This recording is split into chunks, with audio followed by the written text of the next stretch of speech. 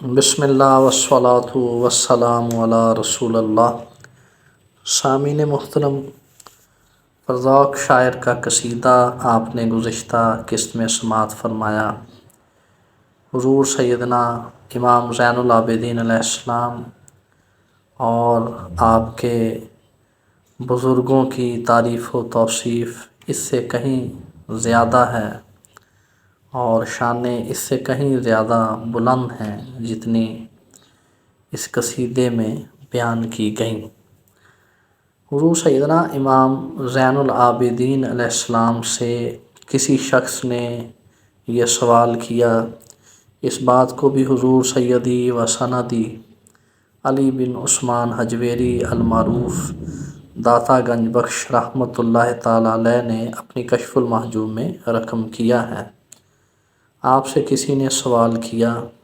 کہ دنیا و آخرت میں سب سے زیادہ سعید اور نیک بخت کون شخص ہے؟ اس پر حضور سیدنا امام زین العابدین علیہ السلام نے ارشاد فرمایا، من اذا رضی لما یحملہ رداہ علی الباطل و اذا سخط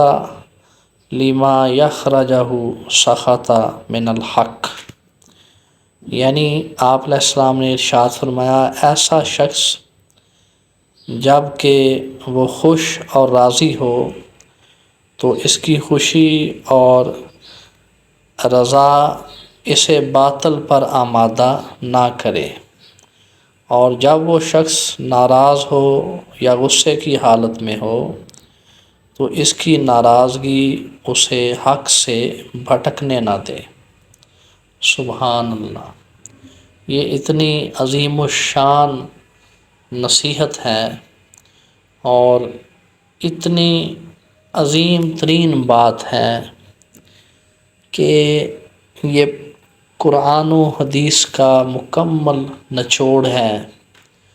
اور اخلاص کی یہی نشانی ہے۔ گویا امام علی مقام سیدنا امام زین العابدین علیہ السلام نے اس سائل کو یہ سمجھایا کہ دنیا میں اور آخرت میں سب سے نیک اور سعید وہ شخص ہے جو خوشی اور غم،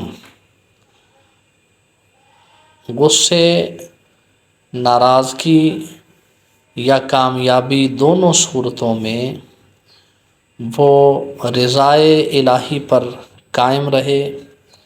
اور باطل پر آمادہ نہ ہو۔ یعنی اگر اس کے پاس خوشی اور طاقت ہو تو وہ کسی غلط کام کی طرف مائل نہ ہو، اور جب وہی شخص بلا اور مصیبت میں یا غصے یا ناراضگی میں گرفتار ہو تو پھر بھی کسی فریق پر زیادتی نہ کرے اور باطل کو کسی بھی صورت اختیار نہ کرے۔ سبحان اللہ! یہی اخلاص کی نشانی ہے کہ جو مخلص ہوتا ہے اس کے نزدیک مدحت اور مذمت میں کوئی فرق نہیں ہوتا، اور اللہ کا مخلص بندہ تنگ دستی اور امیری دونوں حالتوں میں راضی برضا رہتا ہے۔ اسی طرح خوشی اور غم کے موقع پر اس کے اعمال یکساں رہتے ہیں۔ حضور سیدی علی بن عثمان حجویری رحمۃ اللہ تعالیٰ علیہ کشف المحجوب میں آپ کا یہ قول نقل کر کے یہ فرماتے ہیں کہ یہ وصف راست رو لوگوں کے اوصاف کمال میں سے ہے۔ یعنی ایسے لوگ جو راست باز ہوتے ہیں، یہ ان کے اوصاف کمال سے یہ وصف تعلق رکھتا ہے، اس لیے کہ باطل سے راضی ہونا بھی باطل ہے۔ سبحان اللہ! اور غصے کی حالت میں یا ناراضگی کی حالت میں حق کو ہاتھ سے گنوا دینا بھی باطل ہے۔ مومن کی یہ شان نہیں ہے کہ وہ اپنے آپ کو باطل میں مبتلا کرے۔ یہ حضور سیدی علی بن عثمان حجویری رحمۃ اللہ تعالیٰ علیہ نے اس قول کی روشنی میں نقل فرمایا ہے۔ اور یہاں یہ بات بھی بطور خاص قابل ذکر ہے اور بڑی قابل توجہ ہے کہ حضور سیدنا امام زین العابدین علیہ السلام اسلام کی ان مقتدر اور مقدس اور پاک باز شخصیات میں سے ہیں کہ جنہوں نے جب کسی کو نصیحت کی تو پہلے اس پر عمل کر کے دکھایا۔ چنانچہ جب رسالت مآب صلی اللہ علیہ وآلہ وسلم نے اعلان توحید کیا تو اس سے قبل 40 برس تک اہل مکہ کے سامنے ہمیشہ راست بازی کا اور امانت داری کا مظاہرہ کیا، پھر جا کر ان کو کلمہ توحید کی دعوت دی۔ اسی طرح سیرت کی تمام کتابوں میں اور تاریخ کی تمام کتابوں میں ہمیں یہ ملتا ہے کہ حضور سیدنا امام زین العابدین علیہ السلام سید الساجدین کا یہ طریقہ تھا کہ آپ کو جب بھی کوئی خوشی ملتی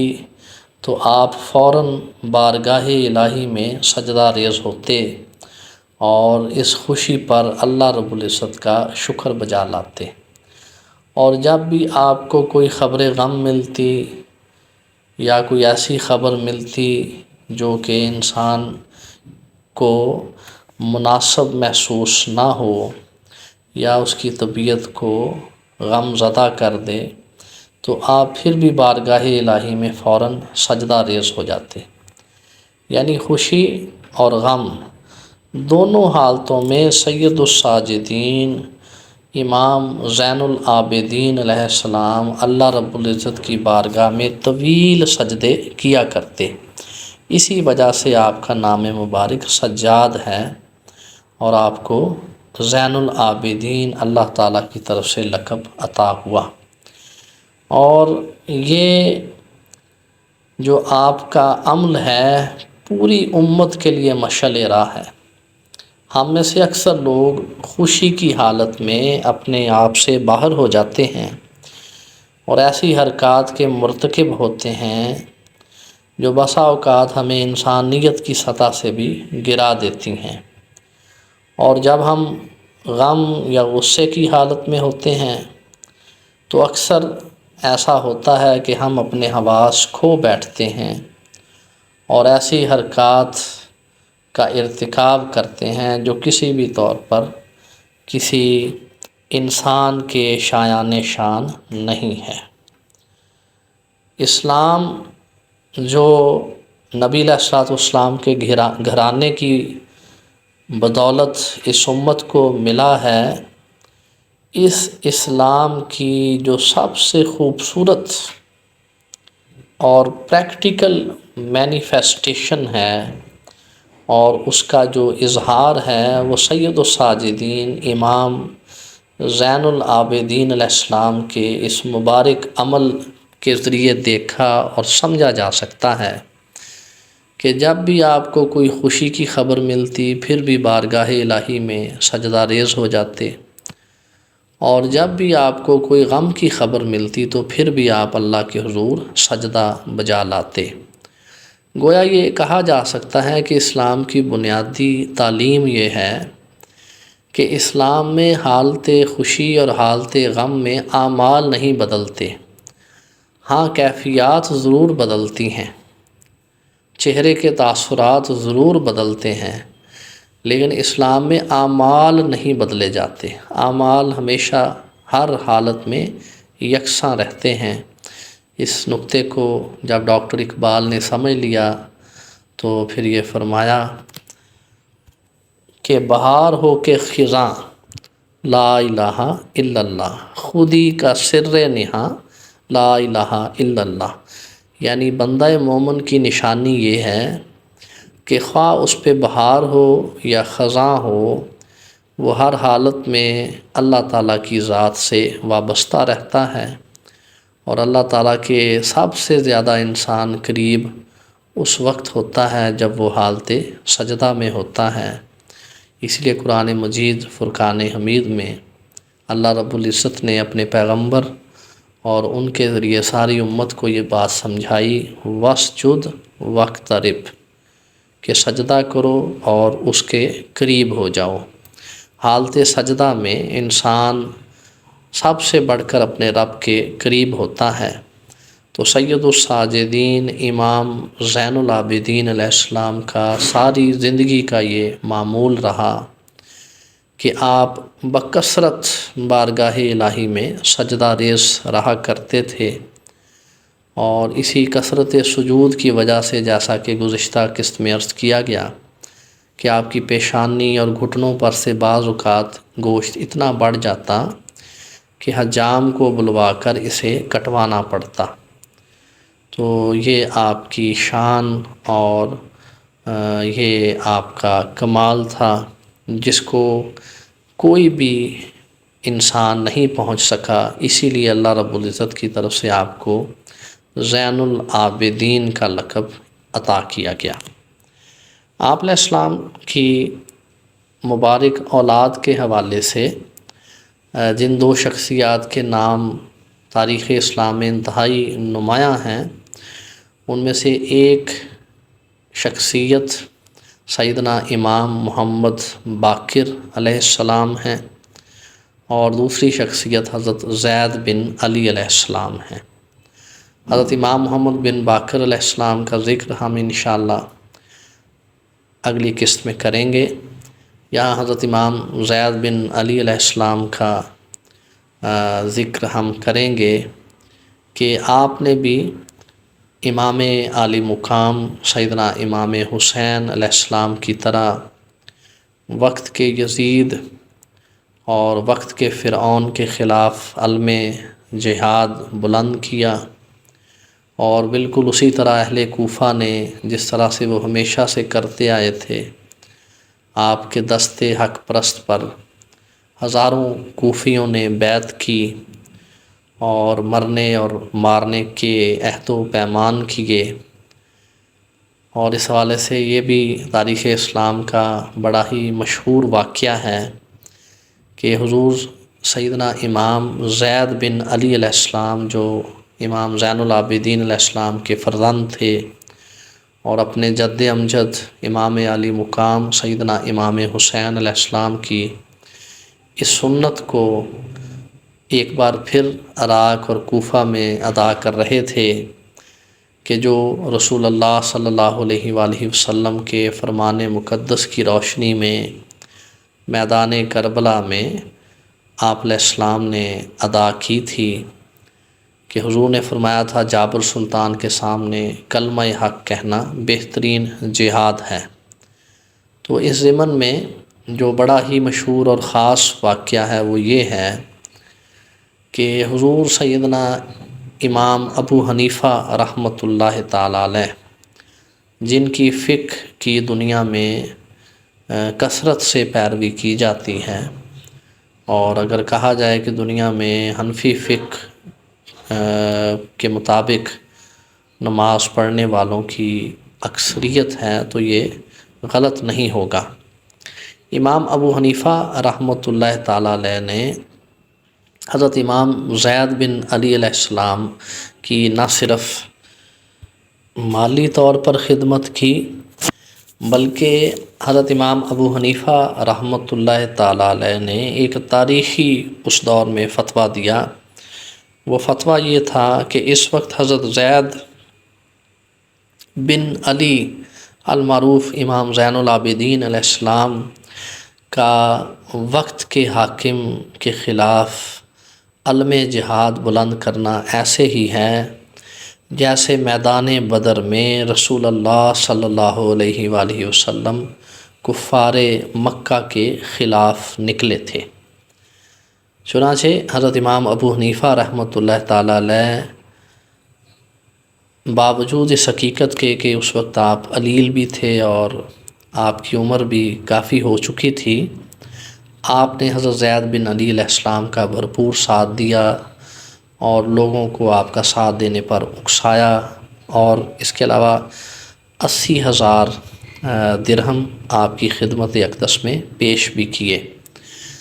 تو اس موقع پر حضرت زید بن علی علیہ السلام کے ساتھ شروع میں اہل کوفہ ہزاروں کی تعداد میں نکلے، جن کی تعداد تقریباً 40,000 تھی، مگر عین وقت پر بالکل وہی ہوا جیسا کہ ہر بار ہوتا تھا۔ اہل کوفہ کی تلواریں خرید لی گئیں اور ان کو سونے کے سکے اور چاندی کی اشرفیاں اس کے بدلے میں دے دی گئیں، اور اہل کوفہ نے ایک بار پھر آل رسول سے عہد شکنی کی اور یوں دنیا و آخرت میں اپنی بربادی کے سامان میں اور اضافہ کر لیا۔ چنانچہ امام زید بن علی علیہ السلام نے اپنے جانثاروں کے ساتھ خروج کیا اور علم جہاد بلند کیا۔ آپ کے ساتھ صرف 313 رفقا رہ گئے تھے، اور بالکل جیسا کہ فتویٰ بھی اسی طرح امام ابو حنیفہ رحمۃ اللہ تعالیٰ علیہ نے دیا تھا، پریکٹیکل صورت بھی یہی منظر عام پہ آئی کہ آپ کے اصحاب 313 ہی تھے، مگر دوسری طرف اب جو منافقین اور فسق و فجور میں مبتلا حکمرانوں کے جو حواری تھے ان کی تعداد ہزاروں میں تھی۔ تو اس بنیاد پر آپ کو اور آپ کے جانثاروں کو شہید کر دیا گیا، اور شہادت کے بعد آپ کے مبارک جسم مبارک کی اہانت بھی کی گئی اور بے ادبی بھی کی گئی، اور کئی دن تک آپ کی تدفین نہ ہو سکی۔ تو حضرت زید بن علی علیہ السلام نے اسی سنت کو جو کربلا میں امام عالی مقام سیدنا امام حسین علیہ السلام نے ادا کی تھی، اسی سنت کو اثر نو ایک بار پھر کوفہ میں ادا کیا، اور ایک بار پھر یزیدی ٹولہ اور بنو امیہ کا یہ ٹولہ ایک بار پھر انہوں نے آل رسول پر اور ان کے جانثاروں پر ظلم کیا، اور ان کو بڑی بے دردی کے ساتھ شہید کر دیا گیا۔ یوں یہ شہادتوں کا سلسلہ واقعہ کربلا کے بعد بھی جاری و ساری رہا۔ حضرت زید شہید علیہ السلام نے ہشام بن عبد الملک بن مروان کے عہد حکومت میں اس ظالم حکومت کے خلاف علم جہاد بلند کیا تھا، اور آپ کو 112 ہجری میں کوفہ میں شہید کر دیا گیا۔ آپ کی لاش مبارک کو کئی دنوں تک کوفہ کے چوراہے میں لٹکایا گیا اور لاش کی بے حرمتی کی گئی۔ حضور سیدنا امام زین العابدین علیہ السلام کے کل 9 بیٹے اور 9 بیٹیاں تھیں۔ جب آپ علیہ السلام کا وصال ہوا تو آپ کے وصال اطہر کے موقع پر آپ کے 6 بیٹے حیات تھے، یعنی آپ کے 3 بیٹے کم سنی میں ہی وصال کر چکے تھے۔ آپ کے بیٹوں کے جو آپ کے وصال کے موقع پر حیات تھے ان کے اسماء گرامی یوں ہیں: حضرت امام محمد باقر علیہ السلام، حضرت عبداللہ علیہ السلام، حضرت زید بن علی شہید علیہ السلام، حضرت عمر اشرف علیہ السلام، حضرت حسین اصغر علیہ السلام۔ یہ آپ کے بیٹوں کے اسماء گرامی ہمیں ملتے ہیں روضۃ الشہداء میں اور دیگر کتابوں میں۔ حضور سیدنا امام زین العابدین علیہ السلام کا جو سن ولادت ہے اس میں بعض روایات کے مطابق 36 ہجری کا ذکر ہمیں ملتا ہے کہ 36 ہجری کو آپ کی ولادت باسعادت ہوئی، اور آپ کا جو یوم آپ کا جو سن وصال ہے وہ 75 ہجری تھا۔ 75 ہجری میں آپ اپنے محبوب اور اللہ رب العزت کے محبوب آقائے ہر جہاں اپنے جد امجد حضور سیدنا علی المرتضیٰ اور اپنے والد گرامی حضور سیدنا امام حسین علیہ السلام اور اپنے تایا جان حضرت امام حسن علیہ السلام اور دیگر بزرگوں کے ساتھ جا ملے۔ آپ علیہ السلام کی زہد و عبادت کا ہم تذکرہ کر چکے۔ آپ کی زہد و عبادت کے حوالے سے شواہد النبوت میں یہ بھی آیا ہے کہ ایک بار تہجد کے وقت امام زین العابدین علیہ السلام مصروف عبادت تھے کہ کہیں سے ایک اژدہا آیا اور اس نے آپ کے سامنے آ کر اپنی پھنکار کے ذریعے آپ کو اپنی طرف متوجہ کرنے کی کوشش کی،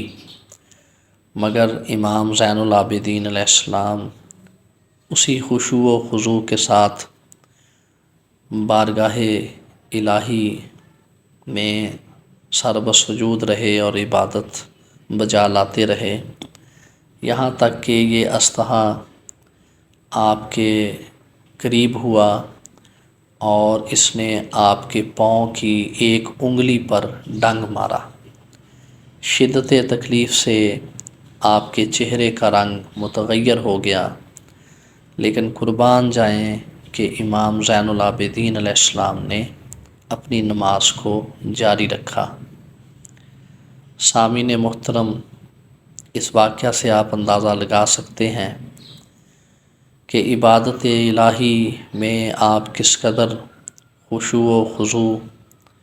اور کس قدر اعلیٰ حضوری کے مقام پر فائز تھے کہ باوجود اس امر کے کہ اژدہا آپ کو ڈس رہا تھا، مگر آپ کی عبادت میں کوئی خلل واقع نہ ہوا۔